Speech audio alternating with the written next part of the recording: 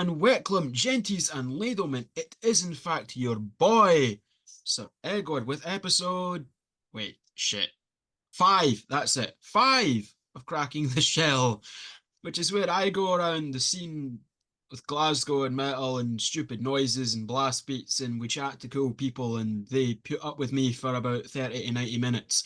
On this episode, we have Jordan Burns of Aphotic and OCD. Why is my mind going blank today? Fucking hell. Aphotic and Operation Cunt Destroyer. There goes any chance of monetization. Out the window. But it's fine. Jordan, how goes it? It's happening, man. Short and As far sweet. as the Love it. monetization goes, yeah, OCD is not one you go home and rant about. Yeah, I mean, imagine having that conversation with like your gran or whatever. How's your band going, son? Well, which one, gran? Not Aphotic, the other one. Well, Operation Opera Cunt Station, Destroyer. well, Opera Station stunt employer in that case, isn't it? Opera Station Stunt Employer. That should be the name. That should be the name of the next release, just for a laugh. That'd be hilarious. It's one of those ones. It's both good marketing and horrible promoting because you can't promote a band with that name, but at the same time, just for the sheer fact it's called that alone, people will check it out whether they like the music or not. I mean, 90% You're of going people to would be listen like, to that no. band, aren't you? It's kind of like Yeah, there's another band. What were you saying? I don't even remember. But It's like there's yeah. another band out there called Goat Cunt Destroyer. They're fucking awful, but it's fucking. It did the job of I listened to it purely based on the name. Yeah, it's a shame they had like nothing to actually follow up with it. Don't get me wrong, it's not by all means bad music. It's just no for me, and it's sounds like MSN and MySpace style slam, if that makes sense. Yeah, You know that first wave of MySpace bands where everything sounded like a tin can. yeah, sounds about right. A lot The of good old like days. MySpace deathcore kind of sounded like that as well, didn't it? Yeah, that was the good old days, wasn't It was though. Joey Sturgis was probably involved. it? Yeah, fucking everyone. The shredded wheat thing was technically a meme before it was a meme, before memes were a thing with it. Yeah, that sounds about right. And then Waking the Cadaver, I've been riding that train. To be fair, it's a good train to be on. It is. We need to find the OCD meme. We need to find that. Just the album art in itself is a meme. I mean, that's true because I was planning on like if I ever had a green screen, I would have the album art behind me. And I'm like, yeah, that wouldn't work with this band. No, it wouldn't. I mean, there is censored versions. Yeah, but where's the fun in that? Spotify demands. I always remember I've got a friend, Jack Geddes. He's a photographer and he plays in the band Where Memories May Rot. Yeah. I asked him one time, he says, Jack, I ask you a lot of things, a lot of favors, because I'm just technologically, that's not even a word. I'm shit with software. I'm bad. But I said, can you put censor bars and cocks for me? And he was like, what? Why? I was like, because I upload album art. He was like, what? They had a lot of questions, and then I had to explain that OCD are coming back. Spotify does not allow these artworks. I said you need to put something on them, or we're getting like spanked at that point. Yeah. So that was a conversation. He had good fun doing it. I mean, you kind of need to when you're seeing giant throbbing dinosaur cocks and literally Yeah, impaling a woman. You kind of need to, but that's just slam art, and that's a whole topic in and of itself. But before we get into that and what you're doing now and in the future, I'd quite like to roll back time a little bit and find out about how the fuck you got into this style of music, learning to play, the origin story of Jod. how I done the thing. How did you do the thing? There you go. That one phrase is literally like a branding point for me now. That I both love it and hate it. It's comedic gold, but at the same time, it's like, man, not everyone can be doing the thing. It's still great though. I never thought it'd be to the stage where other people start saying it to me. Whereas, There get you you do go. the thing right. I'm like, yeah, And you're yeah. just going, why did I do that? Why? Immediate wasn't even regret. me. Before I go into fucking rambling about my own personal shit, the origin story of doing the thing came from a pamphlet in like a like one of these self-help pamphlet fucking things that are Oh all about yeah, yeah, look better, take control of your life, all that shit. yeah. Fuck it was like some sort of phrasing that was in the front cover. It said, "Be your best self, do the thing," and I was like, "Do the thing." It's like, how is this supposed to make me feel better? You know what? It's followed Slap me it in a ever since. couple, slap it in a couple Instagram posts, and next thing you know, I'm surprised you've not made t-shirts with it yet. Bro, I've got it tattooed in my shin. I've got to do the thing in Incredible. my shin now. But aye, it's a whole thing, man. Literally, it is a whole thing. I love it Yeah, though. but I found it in a self-help pamphlet in like a health centre kind of place. One of the times I was in there, but yeah, that's where it came from. The great origin And story yeah, uncovered. It's incredible. It's not as exciting as we yeah, thought, ladies and gentlemen. It's just from a self-help pamphlet. None of that shit works, by the way. It really doesn't. If you need to go to self-help pamphlets, then you're fucked already. I can't read, boss. I can't read. It's all Anyway, I got pictures. I can't see. God damn it. But Oh, Forrest yeah, Gump's a but great movie. what Forrest Gump's a great what film, did you man. ask me by rambling? Oh, sorry again, Um, what oh were you yeah, ram yeah. It well was I just rambled, sorry. I suppose just like your upbringing, finding music, finding metal, learning to play, that kind of shit. Well, I never really listened to much music at all, probably until probably like late stages primary school, early stages high school, because I never had like access to find music. Because as far as I was concerned, music was just something my parents listened to on a Friday night when they were steaming, and it was just absolute rackety noise to me. But I think I probably got it from inheriting my dad's old. It was like some wee MP3 player thing, like that's about this size, but the cable's like 3 meters long. Yeah. It's one of those things. Aye, and it had basically your entire catalog of Seattle grunge bands, and it was like Nirvana, Soundgarden, Alice in Chains, Pearl Jam. It was literally a collective series of all that, and then for some reason Michael Jackson was on there. I Which mean, it's a not wrong with great that. fit Michael though. Jackson. Aye, oh no, MJ fucking slaps, man. But I kind of started on like Seattle grunge before I even had the attention span to listen to anything else, and it kind of stemmed from that. To do you know the song by Nirvana, Negative Creep? I know of it. I can't say I've listened to it. If after this, have a wee check it. The intro to that song is like one of the most ridiculously distorted guitar sounds I've ever heard, and it's just like intentionally bad, and it's just such a fight riff, and the song just gets so angry. And I was basically thinking, because I was just full of teenage angst, and probably amongst other things at that point. Uh, what if music sounded like that riff from Negative Creep, but all the time? So I totally actually bypassed like your introductory. Fuck knows what words are anymore. Yeah. Like Metallica and all that. I skipped all that and went straight into like almost like death metal territory right away from grunge. So then I think it was my uncle that put me on to Ace Ventura, because obviously the Cannibal Corpse scene. He says, Yeah. "Oh," because he obviously had the connection of I'm listening to Nirvana, so I must like the fucking that band. Then I actually found out that band was Cannibal Corpse, and then I went from a whole rabbit hole down that You usually do, don't because you? yeah, but I still think it's hilarious because I never actually got into a lot of the introductory bands until like my early 20s. Hmm. So I think I went a long fucking time without actually ever listening to like a Metallica or Megadeth song Yeah. because I was in that death metal hole all through high school. It was fun. fucking gnarly, man. But Yeah. I don't know what that's did to my brain, to be fair. But as far as like actually learning my instrument, obviously bass, I never picked up a bass guitar until I was like 22.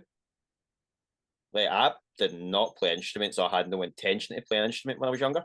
So I was quite late to the party in that regard. I never played. Well, I'm 28 now. That's about probably about six. It's either 6 or 7 years. It was that kind of weird period between 21 and 22. Well, I'm not sure if it was just turning 21 or just before I turned 22. So it's in that ballpark of time where I learned how to play bass. Yeah. Or started to, which sucked because I originally learned bass to join Operation Cunt Destroyer. At that point, because I was always friends with Callum and Stuart, obviously Callum Forrest, the old vocalist. Mm. I was always like best friends with those two guys, and I was best friends with Rory Flavel, who was on drums. So I introduced him to the two boys, and then eventually Stuart pitched the idea of why don't I learn bass and play OCD songs with him because it's really easy. And I was like, all right, cool. How hard can it be? And then a couple of months later, after I bought the bass and started learning, OCD basically went and split up. Yeah. Yeah, basically, I got announced for the band that I was joining. Never played a show with them, and they just split up. Which I was like, well, that's a bummer. Yeah. Rory had another band with Andrew and Liam, which was Aphotic, Mm. and they said their bass player had already left, so I ended up joining Aphotic from the ashes of OCD dying. And this is all from my first year of actually playing. There you go. And then 2 weeks later, after I joined Aphotic, well, I wouldn't really say I joined Aphotic. I think in their scenario, it was either me or no one else because it was like, I think you were on with Liam, and Liam said it was a long time in the studio. Yeah. Yeah. Like, Liam asked me to play bass for Aphotic about 2 years before I joined Aphotic, and my response to him was, I don't play bass. I'd never touched one Yeah. before. For he thought I was a bass player at that stage. I was like, no. So I joined them as they were about to release the first song, Eternal Lucid Nightmare. That was about to be recorded. So I went from a couple of months learning the OCD stuff to that band splitting up, to join Aphotic, to getting told in 2 weeks we're going to the studio to record. So I got thrown right in the deep end with that shit, man. Especially with it being such different material, just OCD, bottom string, there you go, done. And then Aphotic, it's proper, like proper mad fretwork as well.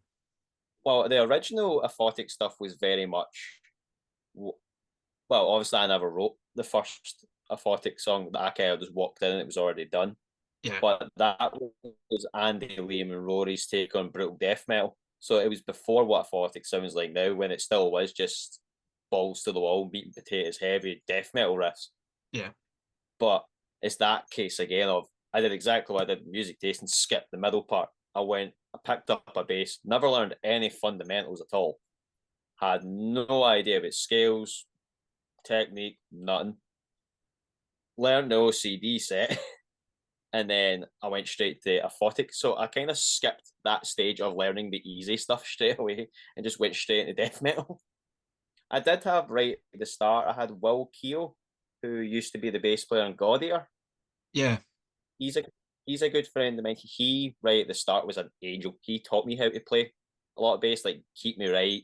And for about a year, I literally relied on him to really help me, like get an understanding because he's just a great guy. And there was also Derek Wright from Scordatura.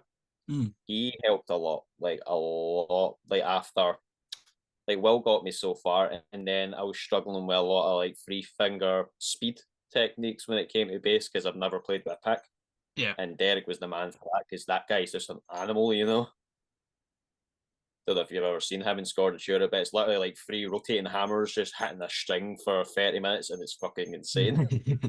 I haven't seen Squadron So, alive yet, but I have seen the bass player of Signs of the Swarm, Michael. He does a similar thing where it's that kind of blah, blah, blah, blah, blah, blah. It's this very similar thing. So I it's have basically seen that Alex Hebda technique, worship. but yeah. Yeah.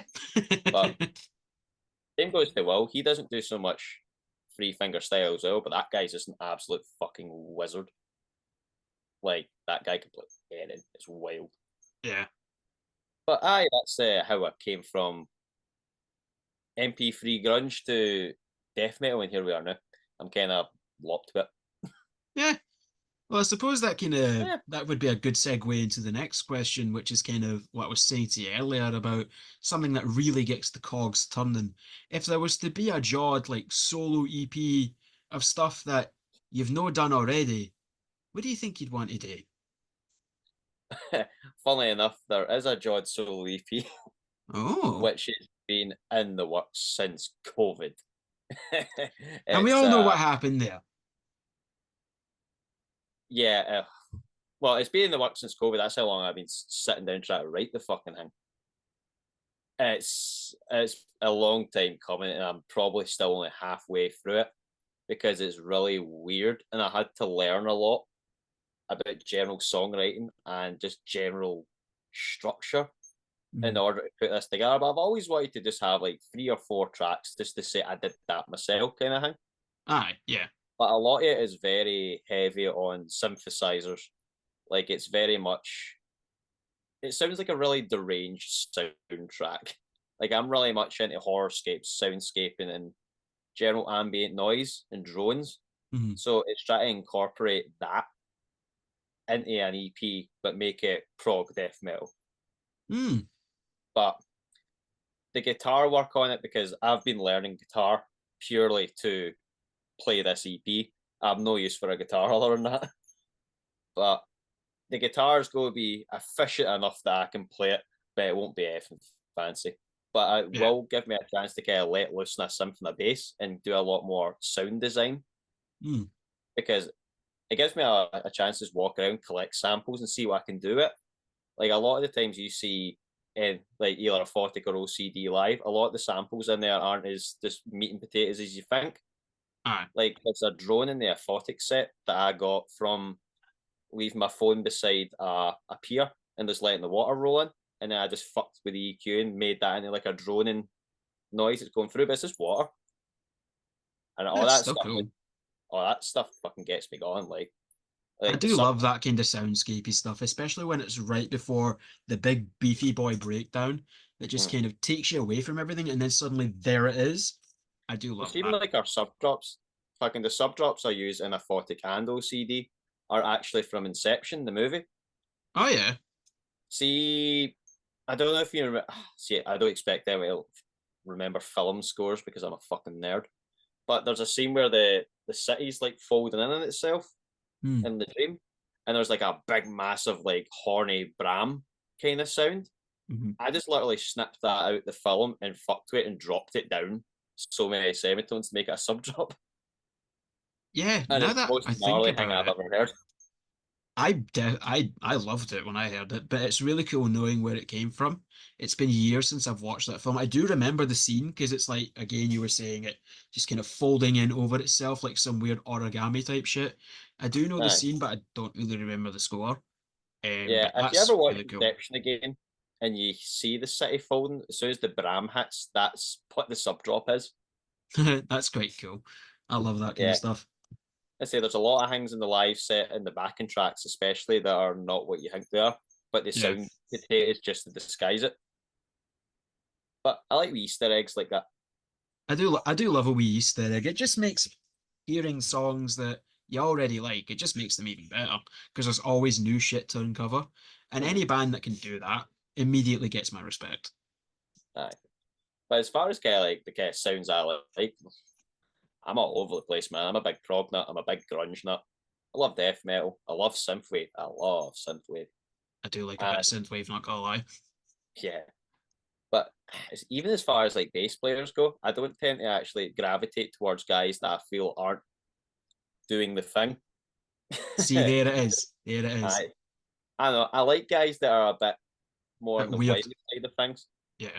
Like I don't know. I like the idea of I can hit a low note and it doesn't sound like a low note. It just sounds like a big construct of horrible noise and it's shaking the room. Yeah. And guys are pushing boundaries to try emulate sound like that for a bass guitar, because a bass guitar could be extremely limiting if you want it to be. Mhm. It can just be one set sound that's just being that perfect medium between the kick drum and the guitar. Or you can kind of have it dead center, but go lower in the kick drum and higher in the guitar and beat everything in between and move it. And that shit's just really interesting to me, because when I picked up bass at first, I never realized how versatile it was. And now I play big, stupid six strings and I make everything too hard for myself. Yeah, but it's what makes you better, and especially that you can go from the more kind of intricate technical side to just slam riff go brrr. Yeah, I have had that before, of someone saw me in OCD first, then saw me in Aphotic, and it's two extremely different bands. Immediately the first thing you say to you after you get off stage, oh fuck, you're actually good. Thank you. No, Yeah, I I, feel I like love it. to be fair, nah, OCD is just chunga fight riffs, man. Who don't get doesn't me love a wrong. chunga fight riff though? Don't get me wrong. See, because I went from joining OCD in the first place, never playing the show, Yeah. to being an Aphotic for so many years now, to have the chance to for me and Stuart to bring OCD back, because the songs are far simpler, it makes for so much more fun live. Like, I don't need to think about what I'm doing to a degree. I need to think about what I'm doing in the sense of I need to still play these fucking songs. Yeah. But I feel a lot less stress and pressure to nail parts, Yeah, because it because is I more feel of a like, fun band. It's not exactly known for its virtuoso musicianship. nah, it's just all about being as heavy as fucking possible. And OCD makes you laugh. We're definitely a band that people remember. It's one thing that I will never forget, especially at that show with Party Cannon, the Party Didn't Have show, and you just had the big signs, just dance, slam, applaud. I have to ask, whose idea was that? That was mine, actually. Of course it was. That was a decision on the day, because I was delivering in an art supply shop in Glasgow. Yeah, I just seen the giant cards. I thought, in my this head, could I be kept, something. This could be something. yeah, because at the last show with the first one back we did at UK Slam Fest, we the kind of gimmick that night was we came out with a big giant inflatable dinosaur, and he was in the crowd moshing with everyone while we were playing. So we thought, well, we can't do that again, because the dinosaur costume got a bit smelly after that show, and I think there was mold on it, and it's nah, we Mold on it, fuck's sake. I'm pretty sure the guy inside the costume possibly was sick inside there. So it's like Oh my they're like, God. nah, let's just get rid of it. But we never had time to buy another one, so we thought, well, let's just do something different, like something proppy. Yeah. And then we came up with the idea of the signs, which, funnily enough, when we were backstage that night with Party Cannon, we realised that they'd had signs as well.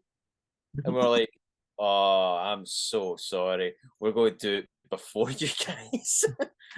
Is that kind of way neither band like communicated? Why would you communicate over a sign, you know? Yeah. It was just really funny that we both had the same idea. But that gig still blows my mind that that happened. If you told me Party Cannon and OCD are playing the night, it would take me back to a gig that would probably have been at the 13th note Yeah. back then. And it probably did happen at the 13th note at some point, but it was no, it was in the G2 in front of like 400 other fucking people. That's fucking wild. It is, and that's one of my top gigs ever. And I've been going to gigs regularly since 2016. Yeah, 2016. Just That's because when I you're can top never right. really remember. Especially, well, actually, I do remember that one because my first gig ever was meant to be like Motorhead. That was meant to be my first Right. show ever in general. And then I Hmm. got the tickets for Christmas, and then like 2 days later, Lemmy's dead. And it's like, shit. Ouch.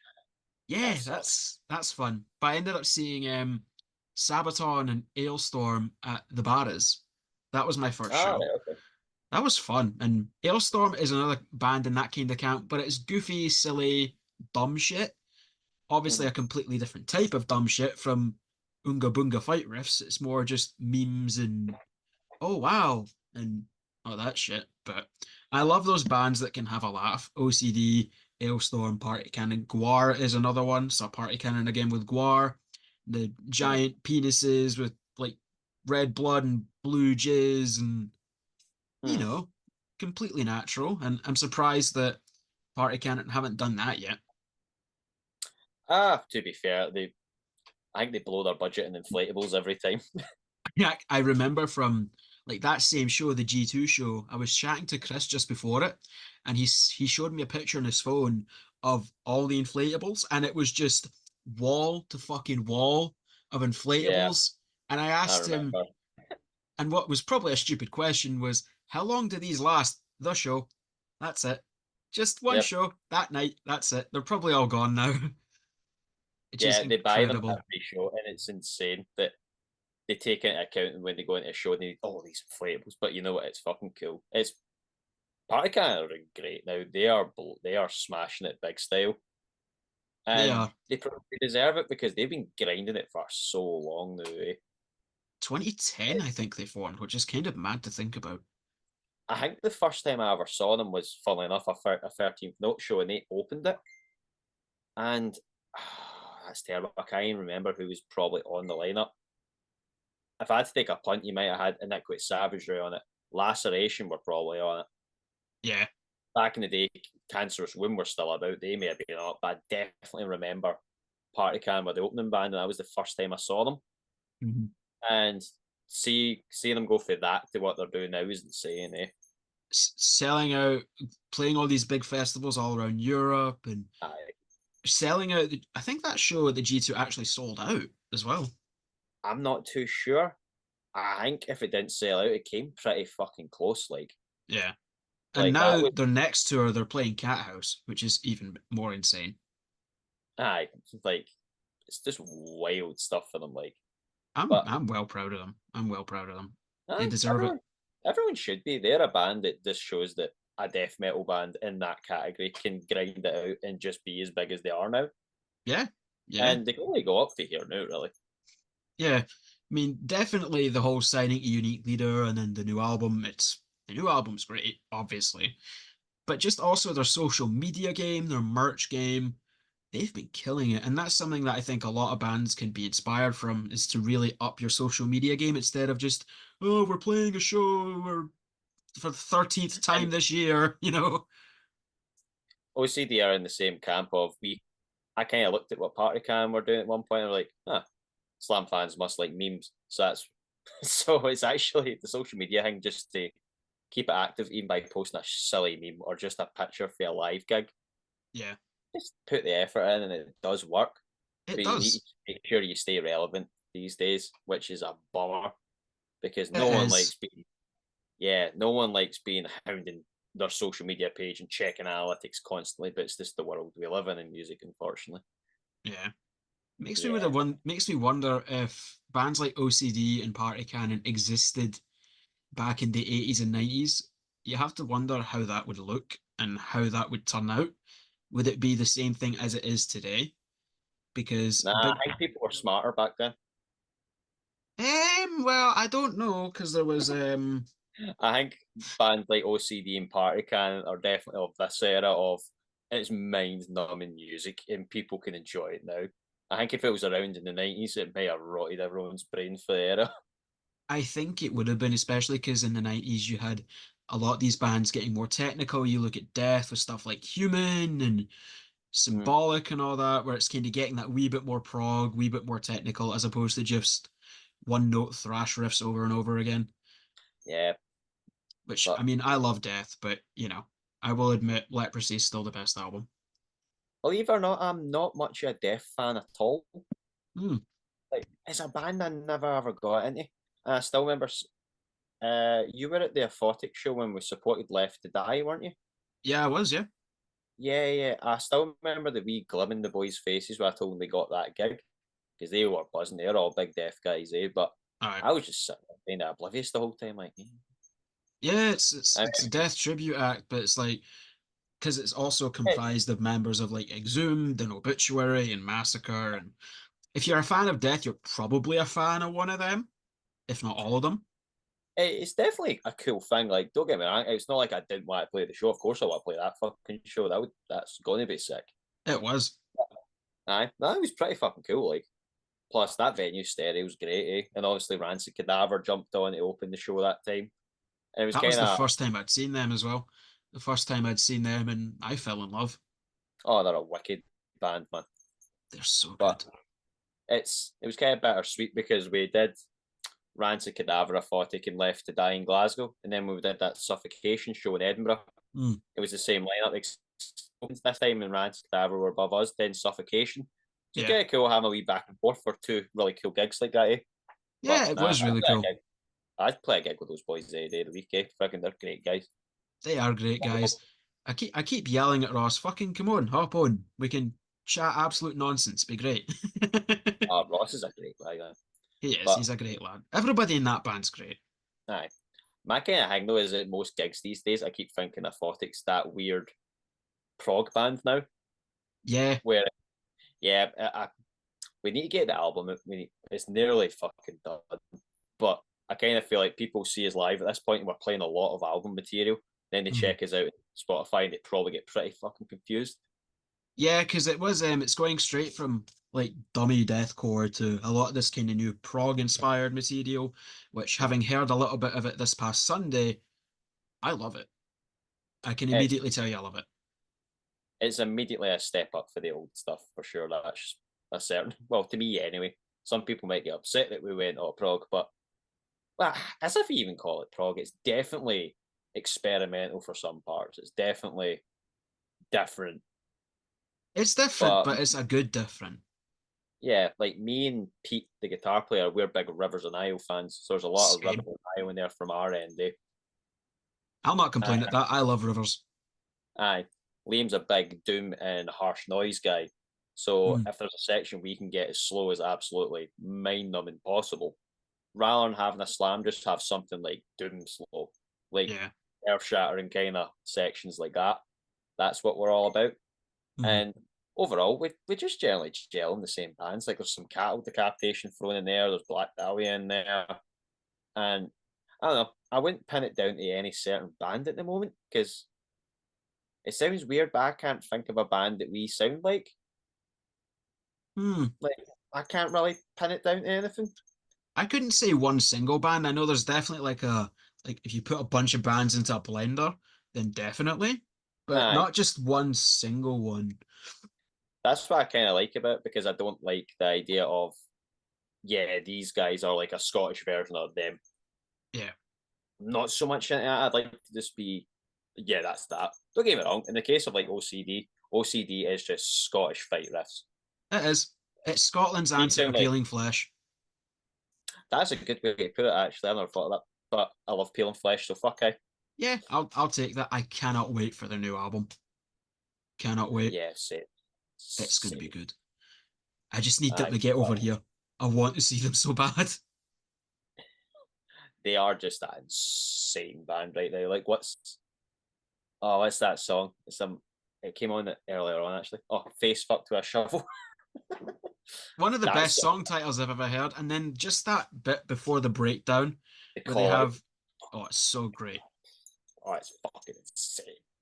So But good. oh, well, me and Stuart are big peeling flesh guys. There's definitely some, well, bit of plagiarism, bit of no plagiarism in the new OCD stuff as far as that goes.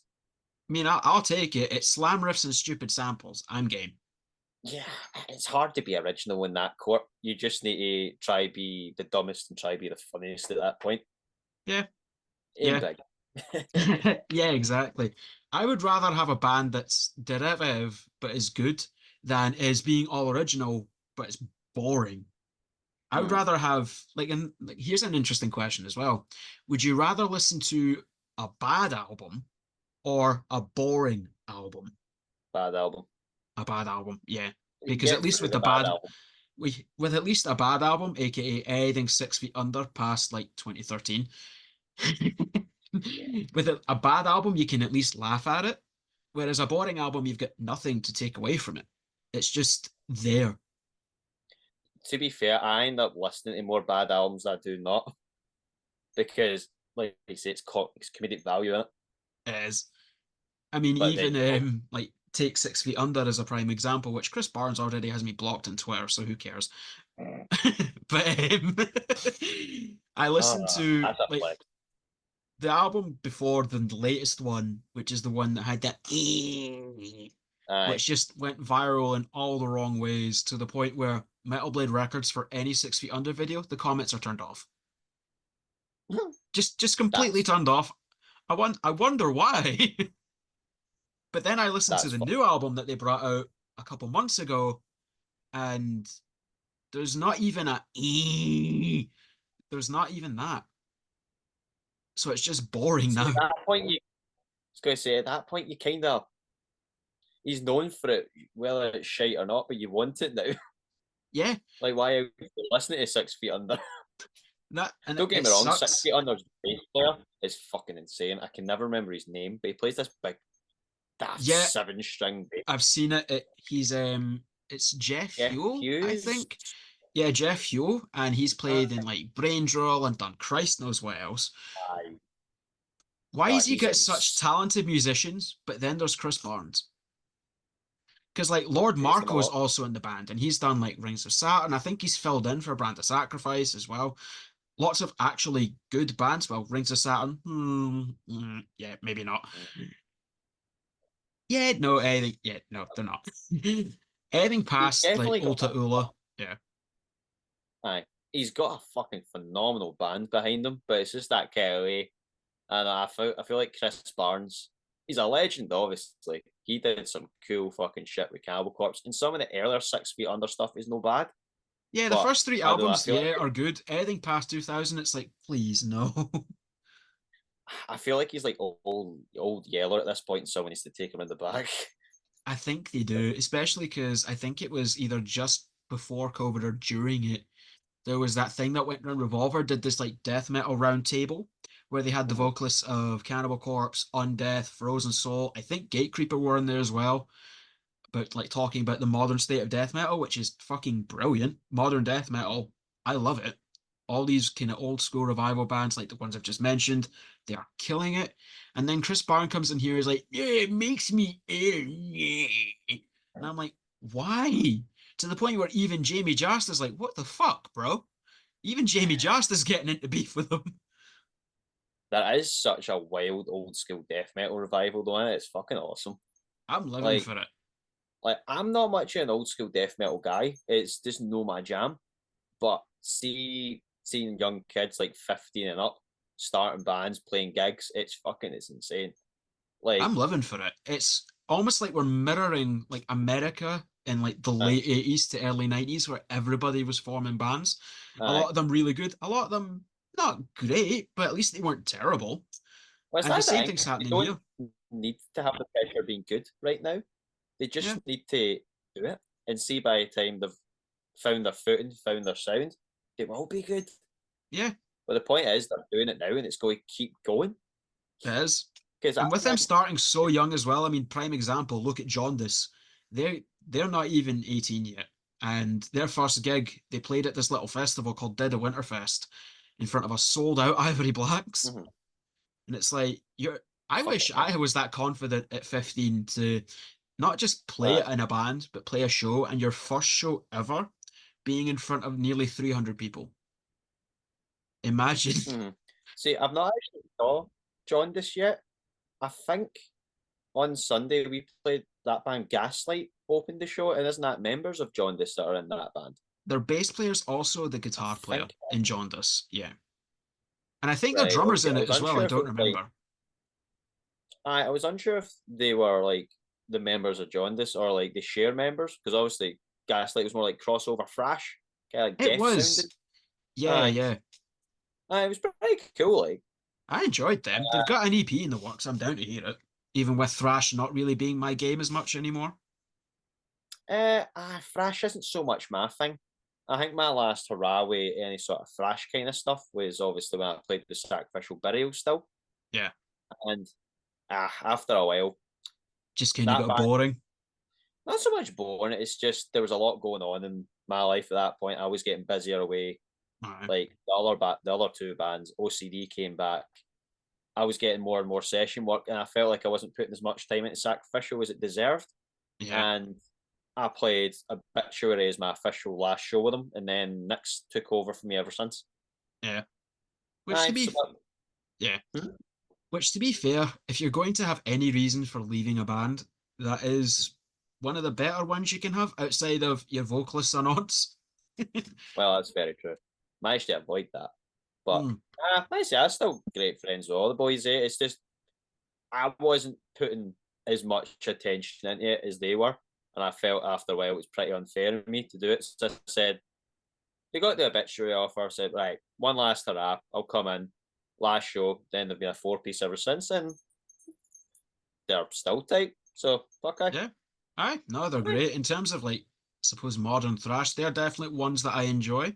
But for the Aye. most part, I do kind of lean towards that crossover style, municipal waste, Gamma Bomb, that kind of thing, especially the ones that are funny. Like prime Mm-hmm. example being Gamma Bomb. Mm. They're great. Those Aye. kind of bands really make thrash a lot more tolerable for me. I think as far as thrash goes for me, see if you showed me like old school or even kind of like most like older sounding like inspired thrash bands, I'm really not into it.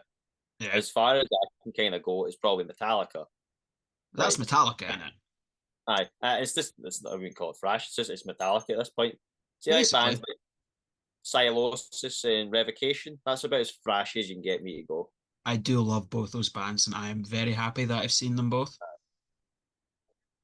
But as far as Silosis goes, it's like the newer stuff. I really can't hack the older stuff that people Aye, are that was like obsessed with. very thrash, wasn't it? Yeah, like it's too. I don't know. I'm very picky with it. Yeah, Revocation are just sick. They're they especially that. really are. What's the Evil album? It's the first album I listened to because we Pete, the guitarist in Aphotic, who's in Sacrificial as well, he was always trying to get me onto Revocation, but I just could never get in it. Yeah, And he showed me the Evil album, which is the outer ones, the outer worlds, the ones with the outer ones. Yeah, yeah, yeah. The one that that weird like tentacle thing on it. yeah, the Lovecrafting kind of looking Mm. style art. Aye, that album's unbelievable. Like, Well, I do like that album. aye. And then as far as Silosis goes, it needs to be the more modern, like I Sever Mm. era onwards for me. Yeah, I F and back the way. I'm just not in it. I quite Like, liked I don't know. what was it called? Dormant Heart, the one with that kind of yellowy album cover. I like that one. That one's all Yeah, right. yeah, But then, yeah, before that is that kind of thrash leaning stuff, which, unless there is something to kind of make it stand out, a lot of thrash is one note, just palm muted, chugging the low E, which I know it's ironic me saying that, given, I like slam and it's just that one suffocation riff over and over again, but it's catchy though. You can't fault that suffocation riff. I always wonder whether at the time if they was kind of like a mind blowing hang off. Oh, fuck, what have we done? I think That if I one had riff. asked Terrence now, I think he would. I don't know how you feel about it. And well, to be fair, you did play a show with him. You could have said, like, hey, how do you feel about that Legion of Veracity riff? I fucking hate it. To be fair, I was never actually asked him about anything like that. The first thing I did was go up to Ricky Myers and spoke to him about Discord. When's that coming back? Never. I think he's just too busy these days. Obviously, OCD's going down to play Awful Fest, and that's got to violently vomit headline, which is just Discord without Pre- Ricky Myers. Pretty much, yeah.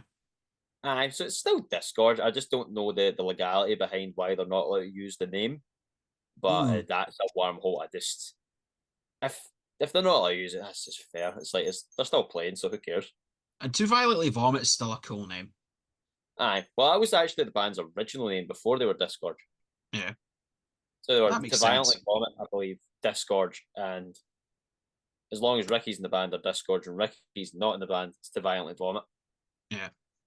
But no, that's gonna be sick. That's at the end of the month as well. But that will be Christ. Sorry, gigs are just fucking rolling at one for me right now because I'm always busy. It Yeah. sucks.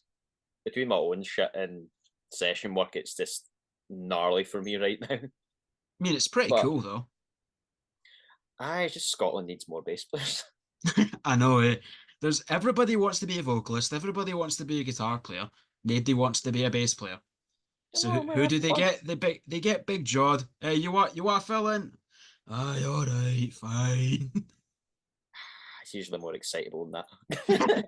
But I'm sure after like the third one in a row, it's like, really? Does nobody want to play bass? Well, see, try to chime bass players off my head. Does Scotland?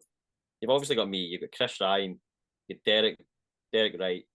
Yeah, You've got Ross Dunn. yeah.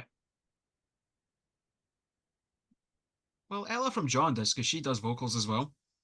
She's all right. I Oh mean, yeah, it's not super technical stuff, but it does the job. it's not a bass player. Right? See what I mean? You've got Rowan from Random Asunder. Yep. Do you know it's so hard to name bass players? That Everybody knows the vocalist. Like everybody knows right? like Luke Lockley of Desecrated Extinction, which that episode's hit over 100 views, and I'm like, hey, I'm actually doing something. Looks a great wee guy as well. That whole band are sick. See, George as well. He's a bass player, and Yep, David East is yep. also in. What say words?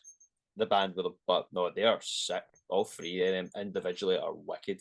They are really good musicians. I love pretty much anything David sets his fingers on. George, I don't know if he's got anything outside of Unhallowed Void. I don't think I've actually asked him. He's got an Hallowed Void. I'm not sure if he's involved in any of Luke or David's like other side things, but he's hanging around them. I don't see why he wouldn't be. Aye, They all seem he's like sick as well. they all seem like a pretty tight unit. So Aye, no, they are. It was actually it was speaking to Luke that he had the idea for me to get David for the next one. And then right. David, after we had finished filming that one, was, yeah, you should definitely hit George up. And I've still yet to do that. And that was like a month ago. Oops. Oopsie daisy. I mean, it's not like I've got guests rolling in. It's like, no, it's really not. Aye. Trying though, but it's been really cool. The ones I have done. This will be episode 5. I spoke to Chris the other day in Instagram DMs, and he said he's up for it. It's just a There you case go. of Fuck it. making it happen because man's busy. This is a busy guy. Yeah. He is a busy boy, but it's really cool. Speaking to Liam in the last one about the new Iniquitous Savagery album, which I heard when they played it live at the Flying Duck, it's monstrous. It's insane. It's so That good. that album's been a long time coming, and I'm finally glad they're doing it. Me Especially too. now that back when they started writing it, they still had it was Josh then Hamish and the band on vocals. But Yeah, I was hearing snippets of it from Joe back when they were still early stages writing, and it sounded sick back then. So to hear some of the stuff now with Liam as well now on board full time is insane. yeah. Yeah, I'm still just always going to be bitter that they stole my Liam. He was ours. He's my vocalist. You can't have him. Fucking, I'm buzzing that he's in a brutal death metal band because fucking, he's got the gnarliest gutturals going, man. I'll He never stop does. like bigging Liam up. He's just, that's another thing about Liam as well. People don't hear his range. He's got the biggest range of any vocalist I've ever met in my life. It's insane. Yeah. Like, there's things he can do that you don't hear him do live. And sometimes I just turn around like mid practice and just give him the biggest stank face. I'm like, what the fuck is that? But there is something that I always do, and the boys have started doing it as well. Was see when we're sound checking before a gig, and Liam's obviously playing it with, whether Yeah. it's Aphotic or back then it was OCD. Liam would just sound check like a array of his catalogue of different vocal styles, just so they're all going through. And you just look around the room and just see everyone's reaction because it's not getting better; it's getting worse. Like Liam can go as low as ever I've heard and as high as a banshee. It's insane. I'll never not. I'm in the same boat. I will never not big up Liam. I'll never not big up any of you, really, because you are all incredible musicians, and the way that you all meld together on stage, it's great. I remember seeing a video from Alistair from Tyrannus at the show on Sunday, and you just Mhm. see him flipping off Oscar, and Oscar's Yeah. like, "Hey." And I love a band that can Well, have me, fun like that as well. aye. Well, me and Alistair actually work together, and Oscar works in that as well. We've got a wee side hustle in the city centre, like setting up like outside terraces for bars. Ah, there you go. But Alistair's my boy, man. Because obviously he's in Tyrannus, which is another fucking sick Scottish band. Yep. I've filled in for them now twice, and they're just fucking a wicked band. on record and on stage. Eh? Yeah, yeah. I saw them at I don't even remember who it was, but I know that Callum puts on a lot of shows. Like he put on the Coffin Mulch release show last year. That was a lot of fun. I really enjoyed that. Uh, I think he did the same for Penny Coffin. I know he did the same for Hell Ripper. The Hell Ripper yeah, one was fun. That was the first time I'd seen Tyrannus. Um, but yeah, they're really good. I need to speak to them and get them on here. I'd love to pick their brains. I'd love to pick their Callum brains. is just constantly on the grind. It's wild, and he's put together a good unit of guys to fucking back him up as well. Like he just bypasses a lot of things, puts out on his own shows. He's also on the bill, and a couple of times they've sold out. They Like have, that yeah. coffin one in stereo that got upgraded twice and then sold out or something like that. It was something ridiculous. Yeah, it did. It did. I don't I remember like what it was originally. I think it was like either at the 13th note or Hugging Pint, and then it went moved to stereo, and then it sold out after that. And I'm like, Jesus. yeah, no, but to be fair, Coffin Mulch are on the rise as well. Hmm. They've been sick since that new albums came out. Eh? It's so good. And I'm sitting here thinking, oh, HM2. And it's like, there's not even an HM2 on it. There's not. Maybe a metal. It has to be a metal zone. If it's not an HM2 or a metal zone, then I'm going to be just staring at their guitar player's pedal board for the next live show. Where is it? Where is it? There's got to be one somewhere. There needs to be one somewhere. I'm just glad Scotland's on a rise again because Scotland's always had sick bands. Like for when I was younger, going to gigs, like when I was like 15, 16, Yeah. and around that time, the local scene back then was insane. Like back then, you had bands like, well, Exile the Traitor. That was like Scotland's answer to the Black Dahlia murder. You had, oh, I've just fucking I know you shot a go. blank now. Oh, I know. I do the Aye. same thing. Ah, well, Exile the Traitor. You had Cerebral Bore. Mm, Scordatura just released Torment of the Week when there was yeah. still a 5p. That was sick. You also had, oh fuck, what was Derek Wright's old band? Because Mike McLaughlin was also in it playing bass at one point. Mm. Oh, I'm that's sure. I'm sure terrible. Metal Archives would tell us, but yeah, no, there Probably was I. loads of bands that were still doing stuff before this kind of big boom, like Party Aye, Cannon, Scordatura. Coffin Mulch formed before the kind of big boom, just before COVID. But I'm aye. really glad that they've kind. I think Penny Coffin did as well. I don't remember. Quite possibly. I'm terrible for keeping up to date with things in the last few years. My brain's just absolute mush now. Same. Like I feel like days and people fly by me sometimes. I just need to acknowledge them. Otherwise, I just won't do it, and I'll just walk by like a static face. Yeah, I'm the That's same. it's just wild things. But nah, Scotland's always been like swimming with sick bands. Yeah. I It's need to just check out that. What was that first one you mentioned? The kind of Black Dahlia clone. What was that one? Exile the Traitor. I need to see if I can find their stuff because that sounds sick. They're definitely in Spotify. Yeah, I think. I hope so. I hope Let's so. go. I mean, I'll find it on like Bandcamp or like Metal Archives or some shit. I'll Aye, find it somewhere. But I'm game for that. Absolutely. aye. But even then, back then, fucking gigs were always in like wee crusty places. Like there used to be a death metal tea party every year in Yeah. Glasgow, and it was held across the Queen Street Station. And I can't remember the name of the venue, but this place was like half the size of the 13th Note, and it was literally just a wee tea and biscuit party and just random death metal bands. It was sick. We should bring that back. I think Party Can actually played one of them one time. It wouldn't surprise me if they did because I think it might have been Jack Welsh that helped put that on. I really can't remember, but it was like that group of guys that definitely organised a tea party for death metal in Glasgow. That sounds like something they would absolutely do. And I think that's something they should bring back. Now, especially because you have so many bands. Yeah, there's even more now. Let's say the age gap is definitely a lot smaller because Yeah. back then me and Liam went to gigs together and we always felt like we were the young ones at shows and everyone else was like mid to late 20s, like going into 30s, and Yeah. we were just the teenagers at gigs and we were the Waynes. Now Mm. going to gigs, there's so many more people in it and so many more people attending. It's fucking cool. It really is. And it's also nice to see that it's not just the giant sausage fest full of sweaty, fat, hairy guys. You're seeing a lot of women and It like still is. non-binary people and stuff getting into it. It's right? And it just goes to show that death metal really is for everyone. Oh fuck, I like it's very you're definitely seeing a lot more varied crowd than you used to. Definitely. But I'm it's living making for it. It's really cool to see.